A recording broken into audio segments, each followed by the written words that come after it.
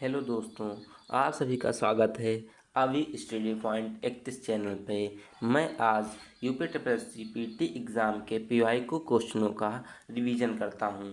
जी दोस्तों, आज का आपका पहला क्वेश्चन, भारत का सबसे छोटा केंद्र शासित प्रदेश कौन सा है? सबसे छोटा केंद्र शासित प्रदेश दोस्तों लक्षद्वीप होगा। अगर बात की जाए भारत का सबसे छोटा राज्य कौन सा होगा, भारत का सबसे छोटा राज्य गोवा होता है दोस्तों, गोवा है। ठीक है।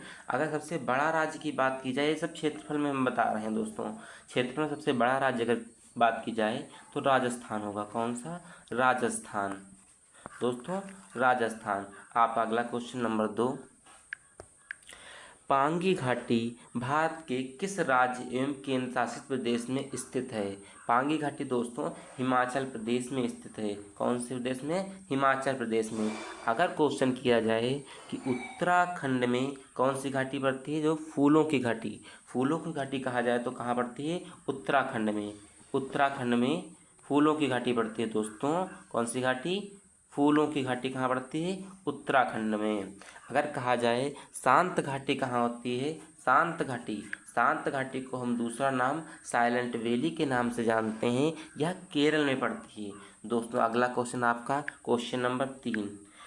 जी दोस्तों, जब ईस्ट इंडिया कंपनी की स्थापना हुई तब भारत पर निम्नलिखित में से किसका शासन था? किस वंश का शासन था? तो उस समय मुगल वंश का शासन था, मुगल सम्राट थे। अगर क्वेश्चन पूछा जाए उसमें कौन सा शासक था, तो शासक की बात की जाए तो अकबर था। उस समय अकबर था।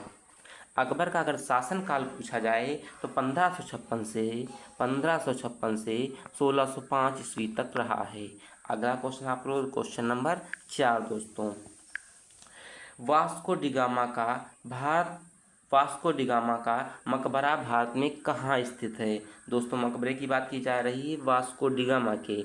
ये दोस्तों कोच्चि केरल में स्थित है दोस्तों। आपका क्वेश्चन नंबर 5 कौन सा है? खिज्र खां किस वंश से संबंधित था? खिज्र खां सैयद वंश से संबंधित था, सैयद वंश से। यह सैयद वंश का संस्थापक भी था दोस्तों, संस्थापक भी था।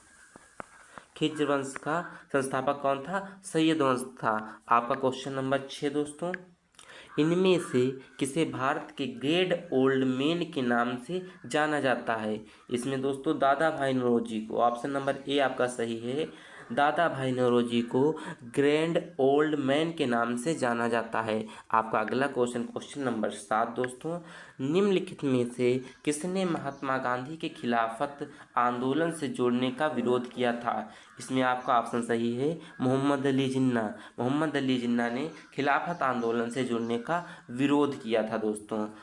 अगला क्वेश्चन क्वेश्चन नंबर 8, निम्नलिखित में से किस घटना की प्रतिक्रिया में भारत छोड़ो आंदोलन चलाया गया था? दोस्तों भारत छोड़ो आंदोलन क्रिप्स मिशन की विफलता के बाद चलाया गया। क्रिप्स मिशन जब असफल हो गया था तब दोस्तों भारत छोड़ो आंदोलन चलाया गया था। क्वेश्चन नंबर दोस्तों आपका 9 नंबर क्वेश्चन है, निम्नलिखित में से कौन सा क्रांतिकारी संगठन काकोड़ी षड्यंत्र केस में शामिल था? दोस्तों इसमें हिंदुस्तान रिपब्लिकन एसोसिएशन, इसे HRA के नाम से जाना जाता है दोस्तों। अगला क्वेश्चन नंबर 10, करो या मरो का नारा किसने दिया था? करो या मरो का नारा महात्मा गांधी ने दिया था। महात्मा गांधी कौन सा नारा था? करो या मरो का नारा था। यह नारा इन्होंने भारत छोड़ो आंदोलन के समय दिया था। अगर पूछा जाए कि करो या मरो का नारा महात्मा गांधी ने कब दिया था, यह भारत छोड़ो आंदोलन के समय दिया था, भारत छोड़ो आंदोलन के टाइम दिया था। अगर सुभाष चंद्र बोस जी की बात की जाए, इन्होंने दिल्ली चलो का नारा दिया था। कौन सा? दिल्ली चलो का नारा दिया था दोस्तों। आपका क्वेश्चन नंबर 11 होगा दोस्तों, सॉरी। पूरी दुनिया में सबसे तेजी से घटने वाला संसाधन कौन सा है? दोस्तों सबसे तेजी से कौन सा संसाधन घट रहा है? यहाँ पे वनों की कटाई बहुत तेजी से हो रही है, इसलिए वन बहुत तीव्र गति से घट रहे हैं दोस्तों। क्वेश्चन नंबर 12 आपका कौन सा है? भारत का थार मरुस्थल विश्व का सर्वाधिक घनी आबादी वाला मरुस्थल है, जिसका जनसंख्या घनत्व कितना है? कितना दोस्तों होगा? यहाँ पे 83 होगा। यहाँ पे ऑप्शन नंबर बी आपका सही है। क्वेश्चन नंबर 13 यहाँ पे होगा, हिमालय का कौन सा भाग नदियों द्वारा लाई गई असंगठित तलछट से बना है? यहाँ पे दोस्तों शिवालिक श्रेणी, जो आपकी शिवालिक श्रेणी है वो नदियों द्वारा काटी गई, जो लाई गई असंगठित तलछट से बना हुआ है दोस्तों। क्वेश्चन नंबर 14, ग्रीष्म काल में उत्तरी मैदानों में बहने वाली पवन कहलाती है। उत्तरी मैदान में जो पवनें चलती हैं उसे हम लू के नाम से जानते हैं दोस्तों। क्वेश्चन नंबर 15, उस जंगल का नाम बताइए। यहाँ पे दोस्त सॉरी हो गया, उससे हो गया, उस होना चाहिए। उस जंगल का नाम बताइए जिसे पृथ्वी ग्रह के फेफड़े के रूप में जाना जाता है। यहाँ पे अमेजन वर्षा के वन जो हैं इन्हें जो दोस्तों उसे पृथ्वी के फेफड़ों के ग्रह के रूप में जाना जाता है। आपका क्वेश्चन नंबर 16, निम्नलिखित में से किस नदी को बिहार का शोक कहा जाता है दोस्तों? बिहार का शोक कोसी नदी को कहा जाता है। आपका अगला क्वेश्चन है 17 नंबर, निम्नलिखित में से कौन सा सबसे बड़ा नदी द्वीप है? नदी द्वीप माजुली द्वीप है, यहाँ पे मौजली द्वीप। या कौन सी नदी पे? ब्रह्मपुत्र नदी पे है दोस्तों, ब्रह्मपुत्र नदी पर है। अगर राज्य पूछा जाए तो यह असम राज्य में पड़ता है, असम राज्य में पड़ता है दोस्तों। क्वेश्चन नंबर आपका 18, विश्व को कितने प्रमुख टाइम जोनों में विभाजित किया गया है? विश्व को 24 टाइम जोनों में विभाजित किया गया है। अगला क्वेश्चन, नागार्जुन सागर बांध किस नदी पर है? नागार्जुन सागर बांध कृष्णा नदी पर स्थित है दोस्तों, कृष्णा नदी पर। क्वेश्चन नंबर 20, बसंत विषुव होता है। बसंत विषुव 21 मार्च को होता है। अगर आपसे पूछा जाए शरद विषुव या शिशिर विषुव, 23 सितंबर को मनाया जाता है दोस्तों। 23 सितंबर को कौन सा मनाया जाता है? शरद विषुव, शरद विषुव। शरद विषुव या इसे शिशिर विषुव भी दोस्तों कहते हैं। बसंत विषुव को मनाया जाता है दोस्तों 21 मार्च को मनाया जाता है। क्वेश्चन नंबर दोस्तों 21 आपका होगा, निम्नलिखित में से कौन सा भारतीय आर्थिक नियोजनों के जनक थे? दोस्तों एस.एम. विश्वेश्वरैया जो थे भारतीय आर्थिक नियोजनों के जनक थे दोस्तों।